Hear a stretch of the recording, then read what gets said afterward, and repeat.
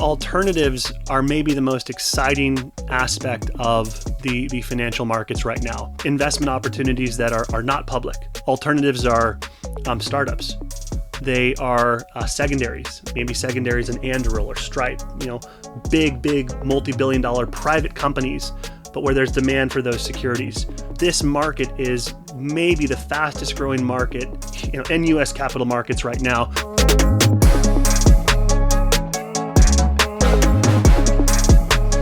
Ladies and gentlemen, welcome to the Money Mondays. We are sitting here inside of an RV motorhome in Beverly Hills, California.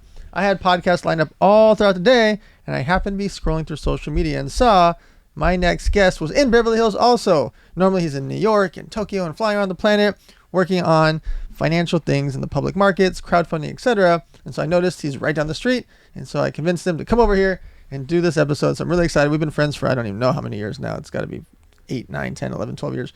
And so timing wise, it worked out perfectly. And that's the concept of an RV motorhome, is it removes friction. I would have driven over to wherever he was. I often do that for celebrities, athletes, and business moguls. I drive this motorhome to them to remove the friction, to remove the timing. And so it is serendipitous that our guest is here today because he happened to be in town. Now, over his career, I'm going to let him get into it. He has been a lot of his time in the crowdfunding space. That is where I first met him, and I watched him build that up and watched him help raise tens of millions of dollars for multiple different companies to help them with their businesses. So we'll get right into that. So if you can, Mr. Darren Marble, please give your quick 2-minute bio so we can get straight to the money. Dan, thanks so much, man. It's awesome to be in here with you. The last time I was checking this out, I think we were in Temecula filming part of season 2 of What's Your Star of Going Public. So serial founder, born and raised in the Bay Area, came to UCLA for college, dropped out of UCLA, got into sales. Sales took me into entrepreneurship, and now I'm a serial founder. I own and operate 2 companies that are in the online capital raising space. So I have a fintech company, Issuance, which is like a processing engine for securities. It's like Stripe for securities or Stripe for capital. And then, as you know, I'm a producer of a show of What's Your Star called Going Public, which is like Shark Tank, where viewers can learn about exciting companies like Cards and Coffee, and ultimately click to invest and buy shares in featured companies while they watch. I would say, in summary, my mission and kind of what drives me in these companies is a very simple idea that customers deserve an opportunity to be owners in companies, regardless of your net worth, your income. And now there's new laws in the United States that permit everyday Americans to buy shares in companies like Cards and Coffee or thousands of others that are turning to their communities to help fuel the next stage of growth of their businesses. So goingpublic.com, someone goes there, they watch this show there. Where else can they watch it? How did you come up with it? Walk us through what is Going Public. So it's a show like Shark Tank where we follow the stories of founders building their businesses, raising capital, and now we've infused the format with apprentice-style challenges. So for instance, if you haven't watched, we put Dan in a boxing ring with Floyd Mayweather. Yes, you did. And the lights go on and it's boom, there's Floyd, the greatest boxer alive, and you're at the Money Mayweather gym, and your challenge was to pitch your business while sparring with him. That is you and the other founders out of their comfort zone. Yes. And that's what makes this show exciting. It's what makes it, authentic and entertaining. Season 1 was much more of a documentary style, put a few $1 million into the production. We got a startup documentary. I went to my partner, the other year and said, if this is going to be bigger than Shark Tank, it needs to be more interesting. We have to have a true reality format here. Like kidnapping me? Like kidnapping you at your own ranch, nonetheless. The origin of this company is my co-founder, Todd Goldberg, pitched me on this idea. In 2017, we were at a Ruth's Chris Steakhouse in New York. I was involved in an IPO where the retail investor, everyday Americans, were actually able to buy IPO shares. And it was an historic deal. And he said, Darren, what if we were to create a show like Shark Tank where viewers can invest? And I said, Todd, as your very good friend, I'm here to tell you this is a very bad idea. I've heard this pitch myself 100 times, and you're not the only guy that's pitched me on this. And he was kind of shocked. Todd is not a guy who likes to hear no, which ultimately makes him a good co-founder for me. For sure. He said, okay, this is such a common idea. Where do I watch it? And of course, it didn't exist. And what we realized in that moment is that it's a very complicated business to execute. So we figured out what were the components that we would need to put together to produce this show. We need production, we need capital, we need technology, we need a business model. we need a distribution partner who's going to put this show out where their audience can potentially invest money into a company that may or may not be successful. Maybe a company fails. So we were, trying to answer these questions: liability, risk, compliance. And it's taken us 7 years, to put out 2 seasons, and now we're on our way into production for season 3, and hopefully a lot more next year. Now, behind all that is a company called Issuance. Explain that. That is the more technical, important structure, which all things need. All sexy, cool things need infrastructure in the back end. What is Issuance? Issuance is a software platform. It's a platform that supports various kinds of online capital raising. So we have a product for campaigns which are known as regulation crowdfunding campaigns. This is a capital raising tool that's been in effect since 2016 that allows companies, startups, to raise up to $5 million from anyone over the age of 18 globally. But to host a Reg CF campaign, you have to work with a FINRA regulated funding portal or a FINRA regulated broker dealer. So we're regulated. This is a regulated software platform. You can't, it's, Shopify for shares or Stripe for shares. But ultimately it's a subscription engine. It's a software that allows retail investors to buy shares in a startup using their credit card, debit card, Cash App, ACH, or wire transfer. It's mobile optimized so that the everyday American, the retail investor, can buy shares in a startup on their phone and check out using Apple Pay. The same way we buy products when we see an ad on Instagram. So we've really worked to make this software super slick, really fast checkout. It's about 45, 50 seconds, and compliant with SEC rules and regulations. It's taken us many years and many millions of dollars to kind of build out.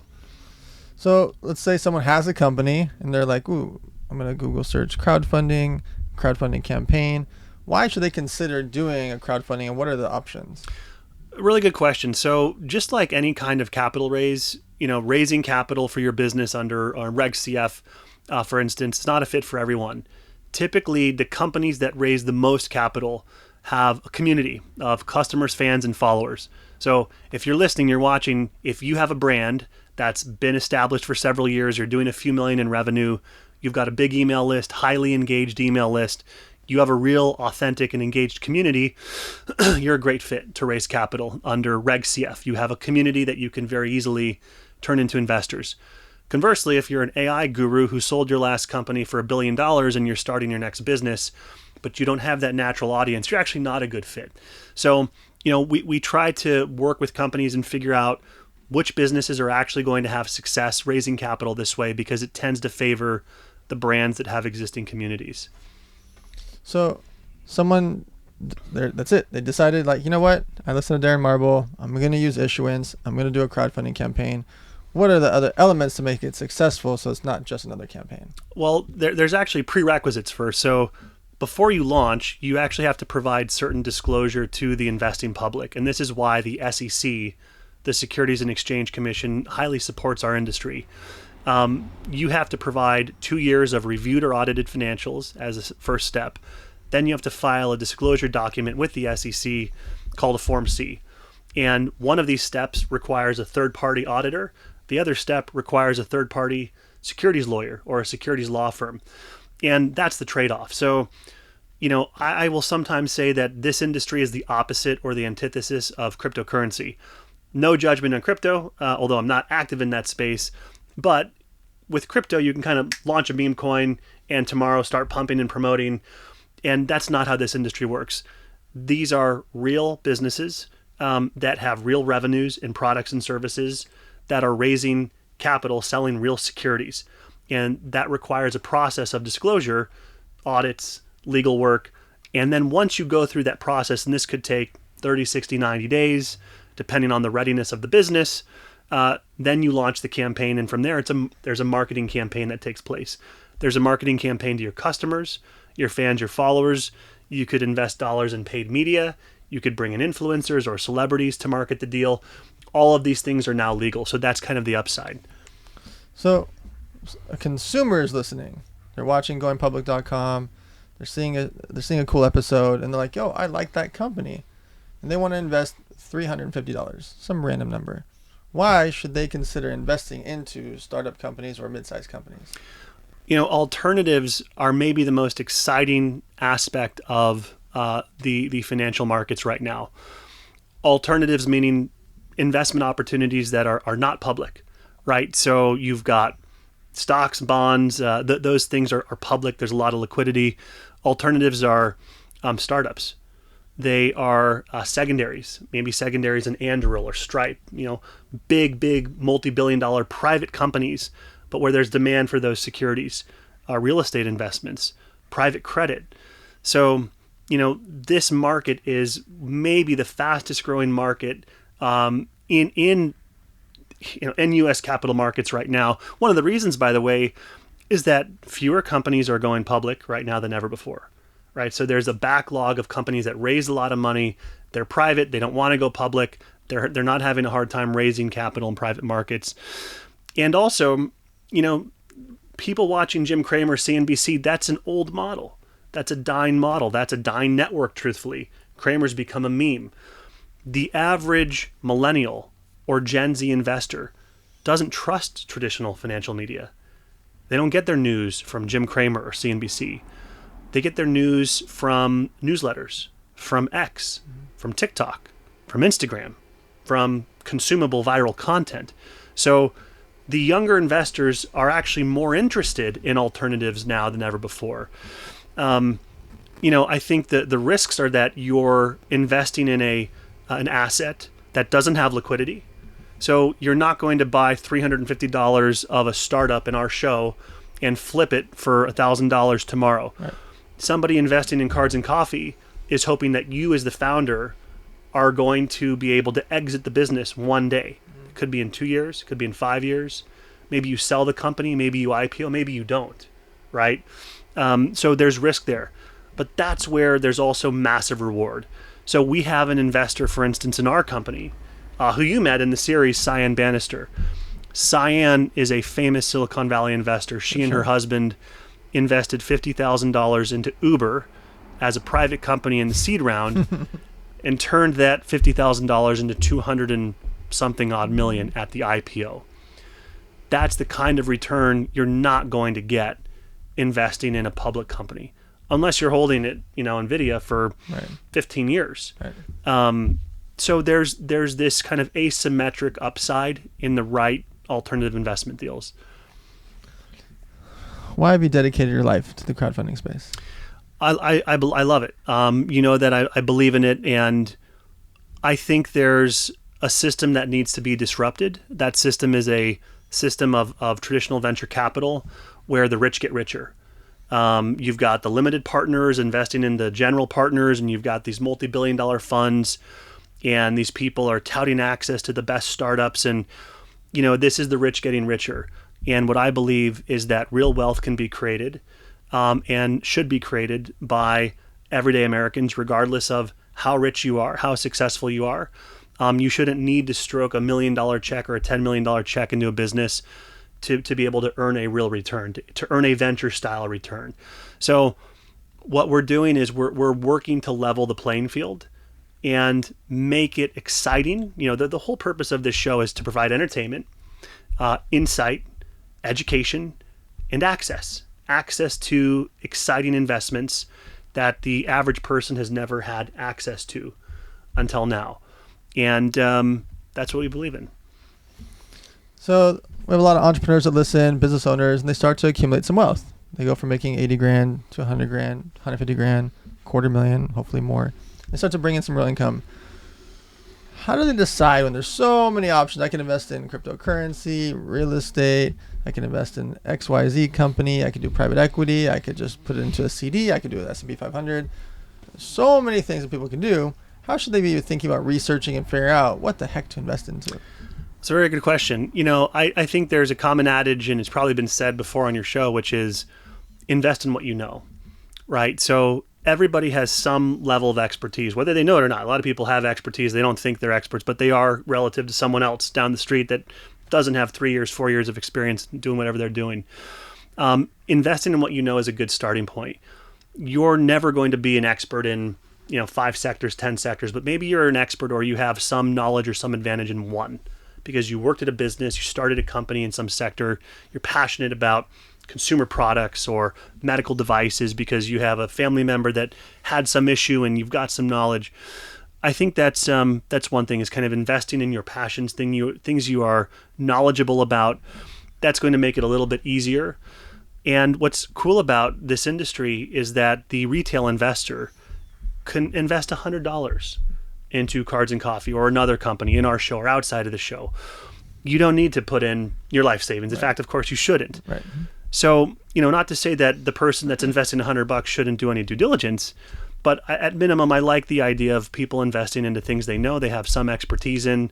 That's maybe a good starting point. So these companies come to you, you decide, okay, this is the one. I'm going to get behind this company as a client. You also turn down a lot of clients. What are the things that make you say, you know what, this is the type of company I want to work with, and maybe I don't like that founder, or I don't like that business, or I don't know this is really a scalable thing? We're looking for exceptional founders. In a lot of ways, we operate our business like a venture fund. So we're not technically making an investment, a direct cash investment in the companies in our show, but we are getting equity. We're getting compensated in equity. And so we're looking for incredible businesses, but incredible founders.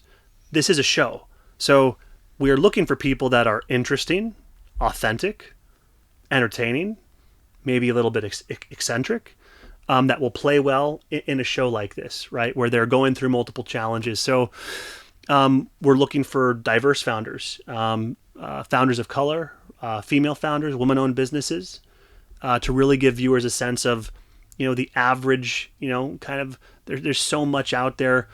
We've never wanted this show to be, it's the white male founder show, whether, that's just boring. And that's not the reality of this country today. There's a lot of diversity out there in the world of entrepreneurship, and we want to do our part to highlight that diversity because I think it's cool. I think it's the right thing to do.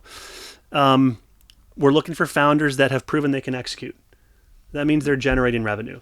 So we're not putting idea stage companies in this show. Now, there are great idea companies out there, but that's not the kind of company we want to put in the series. Companies that can execute, people that have overcome a lot to get where they are, people that we think will show well in the series. Why do you think that corporations should include some charity or philanthropy into their business? That's a good question. I've thought a little bit about this lately, and I don't know that every business needs to or should have some kind of charitable component. My personal thought is that that's a very personal concept. Now, you're somebody who's incredibly passionate and committed to giving back, and I admire that about you. I don't know that every founder that runs a business necessarily needs to have that, but I think it does make sense for certain businesses. We are in talks with a company. It's a hot sauce company. It's a cool company. It's called The Crippling Company. The founder of the business is a young guy's kid, really. His name is Drew, and he suffers from cerebral palsy, and he's in a wheelchair, and he has not let that stop him. So Drew wanted to start a business when he was in high school. I think he was a senior, and he was in like a business class competition, and he told his professor he had an idea to start a hot sauce company, and it was going to be the next big thing. And his professor said, "This is unrealistic," and gave the kid a B-. Oh. And that was his inspiration to start The Crippling Company. She's like, he's making fun of himself. He's calling himself a crippling company, and the names of the hot sauces are similarly, funny and kind of have humor. Anyways, he took $3,000 he had saved up, started the business, and they'll hit $5 million in sales this year. What? $5 million. They've sold over 400,000 bottles of hot sauce. Whoa. The Crippling Company. And 5% of the revenues of this business go to a cerebral palsy foundation. That's great. And so I think that for his business, that makes sense. Mm-hmm. And maybe for another business, it makes sense. So I think it really comes down to the founder. Who is the founder? What are they passionate about? Do they think it's appropriate to give back? And maybe they can. So in every episode, I ask this question, and I've never gotten the same answer. Darren Marble, you have multiple children, and you're involved in a lot of companies. You have equity in a lot of companies, and over the years, you may accumulate tens of millions, hundreds of millions, who knows, maybe even billions of dollars that Darren Marble accumulates over the course of time, going public, season 74. What percentage do you leave to those kids? Wow, that's a good question. I don't know that I have the right answer at this moment, but what I'll say is that there is no right answer. You know, I'm a guy that's in my early 40s. I'm 44. I've been doing this for a hot minute. You and I have known each other for 10 years. Just now, in my mid 40s, my businesses are starting to really take off. It's starting to really get exciting in terms of the execution, the tangible results, and there's maybe some wealth accumulation just now starting to happen. And I've spent 20 years of my life to get to the moment where it's just now getting exciting. It's been 20 years, grinding, failing. I don't know if you know all the details, but I've been hacked, stalked, sued, extorted along the way. I know some of those you can relate to, maybe others not. Anyways, it's been a long journey. I don't want my children to come into a world in the future, if these companies are big success, which I hope they are, for my sake, my investors' sake, my family's sake. I would never imagine just laying it out for my children where they don't know the value of hard work. Right, like, here's $70 million. Yeah, and maybe that's old school, but like, you know, I think there's value in learning how to commit to something for many, many years and to work hard for many, many years. And we live in an era where there's a lot of younger people that maybe don't have the work ethic of you or me. It's a different generation, it's a different time. But I think personally it's really important to instill a work ethic in my kids. So at minimum, they're going to be working and they're going to learn. And I don't care what they do. Maybe they can serve fries. Maybe they can do something else. But you know, they need to be working and learning and kind of earning their keep over time. Where can people find you, find the TV show, find Issuance? Walk us through the things you talked about. Where can people find it on social? You can watch the Going Public series on goingpublic.com. If you're looking to raise capital and you've got a massive community, you should check out issuance.com. Find me on Twitter at Darren Marble. And this was awesome. It's a real treat to be in here with you, D. So, as you guys know, I've been keeping this commercial free for over a year and a half now. We've done nearly 100 episodes. We stayed in the top 5 on both business and entrepreneur category for, 90-something weeks in a row. And it's up to you guys. Your support to like, comment, subscribe, and share is what keeps us going. It's what drives us. You going to themoneymondays.com and watching and supporting there and sharing that. All those things are what important. But ultimately, the whole goal of this show is for you guys to have these discussions about money. You have to talk about credit and bank accounts and salary and loaning money and borrowing and leases. All those things are part of your real life. It is not rude to talk about money. It is rude not to talk about it because you let people make these mistakes that they don't have to because they don't have the knowledge. Schools aren't teaching it, unfortunately. And even the internet is just slowly starting to do it now. And not enough people are getting to learn the information to have these blunt discussions. And that's part of why I think the podcast is doing so well. And so if you can, check out everything that Darren talked about from Issuance, goingpublic.com, etc. Visit us at themoneymondays.com, and we'll see you guys next Monday.